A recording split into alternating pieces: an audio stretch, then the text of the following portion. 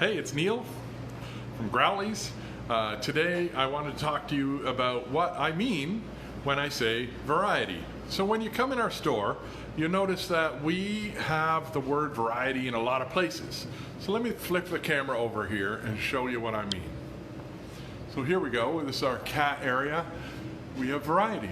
And then we come into the dog area, we have variety matters, and over here, variety. And coming along, we have balance over time through variety, probiotics, variety. It comes over and over again. As you can see, variety matters. Omega oils, variety. Exercise is not optional. Mineral supplements do rock, but variety matters. So over and over again, we say variety matters. Variety, variety, variety. But what do I mean when I keep saying variety? So one of the things I say to people is don't use us like a pet food store.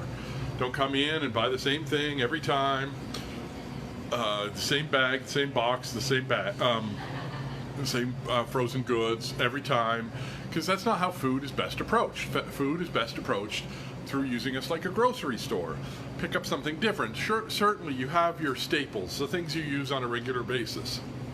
But the idea is to, with those staples, have a lot of variety, change it up on a regular basis. The more that we do that, the more micronutrients and appropriate fats we can offer to our pets. So for instance, if you're coming in buying the same bag, the same box, the same package every time, you're probably not doing what we would consider a healthy raw. We want to see variety not only in protein. So if you're buying the same variety box with, let's say, chicken and beef in it, that's great. You're doing better than most pet people on the planet. Awesome. But we want to see variety in protein, we want to see variety in recipe, and we want to see variety in source. So let me explain that. So we want to see variety in protein because when we overfeed the same thing over and over again, our pets can become intolerant of it. It often comes up as what seems like allergies, where they've eaten the same thing, the same recipe from the same source, 500 meals in a row, and that's less than a year of feeding. And suddenly they're not reacting well to it anymore, and you're going to come in and say they're allergic to chicken. But that's probably because you've been feeding a lot of chicken, more than it is that they're allergic to chicken. And so the other thing I would say is, so that's where variety in protein comes in, where the protein allergies are real. That's a real thing, and that's why it's the chicken that's always blamed first. But just overfeeding the same thing doesn't make sense. And we can't blame the thing we fed 700 meals in a row. We have to blame the action of feeding it 700 meals in a row. Then we can, making sense, I hope. And so let's not do that. Let's do variety in recipe too. So from different vendors, you get different recipes. You get different amounts of greens, different amounts of starches, different amounts of organs, so on and so forth. We also get variety in source.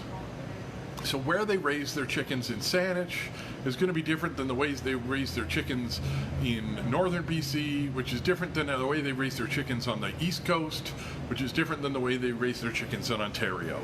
And so I have meat from all of those different regions in order for you to get the micronutrients that were fed to those animals into your animals. So the more variety we can get in protein, recipe, and source, the better. So stick to your staples, use them on a regular basis, they're awesome, and then get as much variety in there as you can afford or you have time for. Do the best you can, that's all anybody can ask. And lastly, hello, I promise you're not in the camera. Lastly, I wanted to talk briefly about this Pupkin Spice from Iron Will. I'm going to go grab it and then come around because somebody's having a conversation. So here we go. So this, here, I'm going to flip the camera too so you can actually see it so that it's not backwards, otherwise it looks backwards. And so here we go. Okay. So this just in time for Christmas, is the Iron Will Pupkin Spice. And what it is, if we look at it, flipping the camera around, look at that. I'm like becoming like a regular cameraman. Look at that, eh? Okay, so this, it's a 2 half pounds, or yeah, it's 2 half pounders. It's let's see here. Turkey with bone, turkey meat, turkey heart, turkey liver, pumpkin, kale, spinach, cranberries, blueberries, and cinnamon. Pumpkin spice. It's just perfect for the, you know, if you have want to give your pet a holiday treat, and we're talking about variety, there you go. So we have vendors who do seasonal items that offer variety. So please give them a shout. It's a good deal. It's a nice treat, and it's a little bit of that variety that we're talking about. Wish you all the best, and I just want to finish off with, aha. We have more parking around back. Ask us to show you. We're happy to show you where that parking is. It's the best parking. It is undercover, so if it's raining out, you stay dry. If it's a baking sun out, you are not baking in the sun because you're undercover. We do deliver. We'll bring it to your door, pay at the door with a debit or credit. It's $5, minimum $50 order, and next day delivery service. Works really well for a lot of people. If you need to take advantage of it, give us a call. And lastly, find us on Facebook, follow us on Instagram. Look at that Instagram's almost at 1,000. We're almost there. So pretty cool. And you guys helped us push over that 1,600 mark for Facebook. Thank you, everybody. And so lastly, I just want to say thanks so much for watching.